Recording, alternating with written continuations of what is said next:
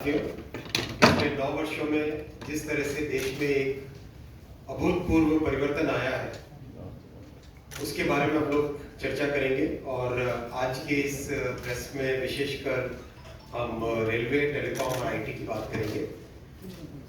साथियों, 9 वर्षों पहले की अगर आप किसी भी रेलवे स्टेशन की छवि अपने मन में उतारेंगे तो आपको एकदम स्पष्ट हो जाएगा कि रेलवे स्टेशन पहले कैसे होते थे, आज रेलवे स्टेशन कैसे है। किसी भी पैसेंजर से पूछिए, साधारण से साधारण पैसेंजर से पूछे तो सब कहते हैं कि सबसे पहला जो सब एक बहुत ही सिग्निफिकेंट और परमानेंट फीचर बन गया है वो है रेलवे की सफाई। स्टेशन पे सफाई, टॉयलेट्स की क्वालिटी बेटर, प्लेटफॉर्म्स की जो सफाई होती है वो बेटर, वेटिंग एरियाज में बेटर, ट्रेन के अंदर भी सफाई बेहतर। पहले किस तरह के टॉयलेट होते थे आप सबको भी जानकारी है, किस तरह से ट्रेन के अंदर टॉयलेट्स होते थे, एक खुला, बिल्कुल उस तरह की परिस्थितियों से आज बाहर आके करीब करीब सभी ट्रेनों में टॉयलेट्स बदल के अच्छे वर्ल्ड क्लास टॉयलेट्स हैं। दूसरा बहुत बड़ा परिवर्तन आया है वो है स्टेशन के बाद में ट्रेन्स ठीक टाइम पे चलने लगी है। एक पैसेंजर को ध्यान में रखते हुए किस तरह से रेलवे के स्टाफ का बिहेवियर होना चाहिए उस पर फोकस हुआ है।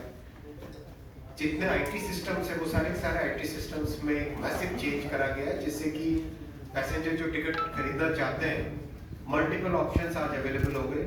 इंटरनेट से बुकिंग हो सकती है, कई तरह की ऐप्स के साथ इंटीग्रेशन हो गया है, तो पैसेंजर के पॉइंट ऑफ व्यू से ट्रेन। तीसरा जो बहुत बड़ा परिवर्तन आया साथियों वो हुआ इलेक्ट्रिफिकेशन। रेलवे का विद्युतीकरण अगर हम 2014 से पहले का पीरियड देखें, कुल मिला के जहां 21,000 था, 21,000 किलोमीटर 60 साल में हुआ था, उसकी जगह उसके कंपैरिजन में पिछले 9 साल में 37,000, कहां 21,000 60 साल में, कहां 37,000 9 साल। लाखों लीटर डीजल इससे बचत हुई और साथ में पर्यावरण की बात आती है, पोल्यूशन कितना कंट्रोल में आता है, सेफ्टी और ट्रेन की स्पीड, ट्रेन की रिलायबिलिटी, सारी चीजें इससे इंप्रूव होती है। चौथा जो बहुत बड़ा परिवर्तन आया साथियों वो हुआ जो रेलवे के ट्रैक ले किए जाते थे। 2014 में अगर हम देखें तो 4 किलोमीटर प्रतिदिन, मात्र 3.5 से 4 किलोमीटर प्रतिदिन की थी रेट नए रेलवे ट्रैक लगाने की। आज है 14 किलोमीटर, 14 किलोमीटर पर डे। पिछले साल की अगर आप आंकड़े देखें तो 5,200 किलोमीटर नए ट्रैक लगे, नए रेलवे ट्रैक। हम सब जानते हैं कि हमारी 140 करोड़ की जनसंख्या, एक ग्रोइंग जीडीपी, इन दोनों में रेलवे की कैपेसिटी को इंक्रीज करना, रेलवे की इंफ्रास्ट्रक्चर को बढ़ाना, रेलवे की क्षमता को बढ़ाना बहुत बहुत बहुत जरूरी है, ताकि यात्रियों को जो वेटिंग लिस्ट है उससे छुटकारा मिल सके। कैपेसिटी बढ़ेगी, ज्यादा ट्रेन चालू होंगी, तभी जाके वेटिंग लिस्ट से छुटकारा मिलेगा। सामान की ढुलाई में ज्यादा से ज्यादा सुविधा आ सके। आप सब जानते हैं कि अगर बेसिकली ट्रक से लेके जाए और ट्रेन से लेके जाए तो ट्रेन करीब करीब 1/3 या आधे से कम कॉस्ट पे रेलवे से माल की ढुलाई होती है। यानी देश में कॉस्ट ऑफ लॉजिस्टिक्स कम हो, महंगाई पे कंट्रोल हो, उसके लिए बहुत जरूरी है कि रेलवे की कैपेसिटी बढ़े। तो इसमें जो बहुत बड़ा परिवर्तन आया है 5,200 किलोमीटर के लेवल पे पहुंचाने में, मोदी जी ने जिस तरह से रिफॉर्म्स किए रेलवे के हर एक क्षेत्र में, वो आज उसका रिजल्ट दिखाई दे रहा है। और मैं छठा सबसे बड़ा जो पॉइंट आपके सामने रखना चाहूंगा वो सब आप जानते हैं। वंदे भारत ट्रेन एक वर्ल्ड क्लास ट्रेन बनी, बिल्कुल एक ऐसी ट्रेन जिसके बारे में कभी सोचा भी नहीं जा सकता था। 160 और 180 की जो स्पीड होती है उस स्पीड पे ट्रेन को डिजाइन करना दुनिया में केवल 8 देशों के पास ये क्षमता है। Only 8 countries have the design capability to design and manufacture a train which can run at 180 kmph. We have joined that very exclusive group of countries जो कि इतनी कॉम्प्लेक्स मशीन को डिजाइन कर सकते हैं, सक्सेसफुली डिजाइन कर सकते हैं।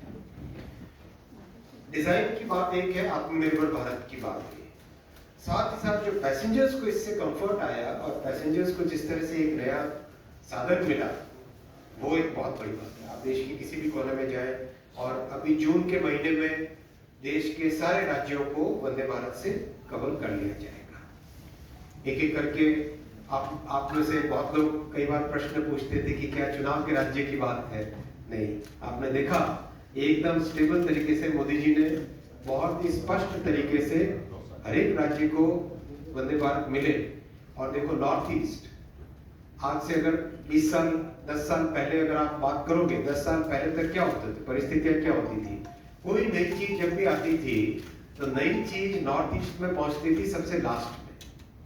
ये मोदी जी का पीरियड है जिसमें नॉर्थ ईस्ट को नई चीजें भी पूरे देश के समकक्ष साथ ही मिलती है। तो वंदे भारत अभी गुवाहाटी से लॉन्च हुई थी, एक और ट्रेन बन रही है गुवाहाटी से सिलचर के लिए। तो नॉर्थ ईस्ट हुआ, साउथ हुआ, केरल हुआ, तमिलनाडु में, आंध्रा में, तेलंगाना में, मध्य प्रदेश में, छत्तीसगढ़ में, राजस्थान में, हिमाचल में, पंजाब में, हरियाणा में, यूपी में, बिहार में अभी ऑलरेडी गाड़ी पहुंच रही है वहां पे। तो बिहार में भी और झारखंड में भी बहुत जल्दी चालू होगी, बंगाल में, उड़ीसा में, हर स्टेट में वंदे भारत जून के महीने में पहुंच जाएगी। उसके बाद में विद इन द स्टेट्स और शहरों को कनेक्ट करेंगे। टारगेट लेके चल रहे हैं कि करीब करीब 200 शहरों को we must be able to cover 200 cities by the middle of next year. इस टारगेट के साथ चल रहे हैं। प्रोडक्शन भी बहुत तेजी से बढ़ रहा है। अब तो करीब करीब हर हफ्ते एक गाड़ी निकल रही है। 2 और नई फैक्ट्रियों में प्रोडक्शन स्टार्ट हो रहा है, जैसे कि हर तीसरे दिन एक गाड़ी निकलेगी, हफ्ते में 2 गाड़ी निकलेगी। एक तरीके से 2 हफ्ते में 3 गाड़ियां, 2 हफ्ते में 5 गाड़ियां, 2 हफ्ते में 5 गाड़ी के हिसाब से प्रोडक्शन होगा। तो इतनी मैसिव एक्सरसाइज, इतनी कॉम्प्लेक्स मशीन, इतनी कॉम्प्लेक्स इसका ऑपरेशंस, इलेक्ट्रॉनिक्स, एक वंदे भारत में 30,000 के आसपास चिप्स लगती है, 30,000 सेमीकंडक्टर चिप्स लगती है गाड़ी में। इतनी कॉम्प्लेक्स मशीन है, it's like a computer on wheels, it's like almost like a computer on wheels. उसको डिजाइन करना, उसको इस लेवल की परफॉर्मेंस पे लाना। मैं अभी हाल ही में वर्ल्ड की 2 बेस्ट ट्रेन्स में बैठा हूँ, दोनों में मैंने वाटर टेस्ट किया। पानी का ग्लास ऐसे रखा उसमें ट्रेन के अंदर। तो अगर आप उन दोनों की वीडियो देखोगे, उन दोनों देशों का वाटर टेस्ट देखोगे, तो वो वाटर टेस्ट और वंदे भारत का वाटर टेस्ट, आपको बड़ा गर्व होएगा कि पानी वंदे भारत में कम मिलता है कंपेयर टू वर्ल्ड की 2 बेस्ट ट्रेन जो भी जहाँ जिसमें मैंने यात्रा की अभी, उन दोनों में पानी ऐसे रखने से जितना मिलता है उससे कम पानी का शेकिंग वंदे भारत में। तो ये मैटर ऑफ प्राइड है कि हमारे इंजीनियर्स ने देश में प्रधानमंत्री जी का जो स्पष्ट विजन था, उस विजन के अंतर्गत ये काम किया। और लास्ट पॉइंट में रेलवे का आपके सामने जो रखना चाहूंगा वो है स्टेशन का रीडेवलपमेंट। आप सबने देखे स्टेशन के फोटोग्राफ्स, किस तरह से काम चल रहा है। अभी as we speak about 270 station पे एक साथ काम चल रहा है। 270 स्टेशन पे, 272 एक्चुअल नंबर, 270 स्टेशन पे काम चल रहा है तेजी से। और बहुत सारे स्टेशन अभी कंप्लीशन पे आ गए। आज मैं सुबह देख रहा था बहुत जल्दी उतना स्टेशन का कंप्लीशन होने को आया। और भी कई सारे स्टेशन है, करीब करीब 18 के आसपास स्टेशन कंप्लीशन की स्टेज पे आ गए। तो एक तरीके से पैसेंजर्स के लिए एक टोटली नया मोदी जी ने रेलवे का एक नया स्वरूप दिया।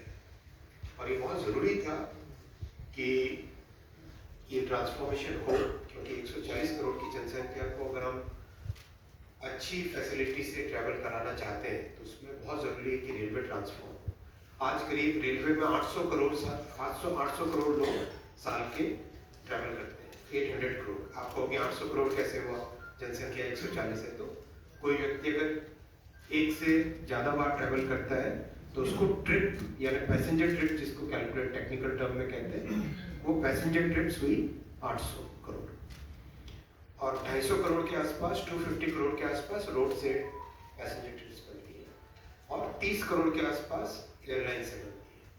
तो इतनी बड़ी जनसंख्या हमारी, और मिडिल क्लास और लोअर इनकम बहुत टोटली उनके लिए रेलवे सबसे बड़ा साधन है। तो इसी भावना के साथ, इसी सेवा की भावना के साथ रेलवे का ओवरऑल मोदी जी ने पिछले 9 वर्षों में ट्रांसफॉर्मेशन किया है। मैं आऊँगा साथियों बहुत क्विकली टेलीकॉम पे और इलेक्ट्रॉनिक्स पे, उसके बाद में क्वेश्चंस लेंगे। टेलीकॉम में आप अगर याद करो 9 साल पहले एक तरीके से सेक्टर ऐसा था जिस सेक्टर में केवल स्कैम और करप्शन और एक ऐसी परिस्थितियां हो गई थी कि लोग उसमें सेक्टर से बाहर निकलने की पोजीशन में आ गए थे। आज टेलीकॉम सेक्टर एक वाइब्रेंट, ग्रोइंग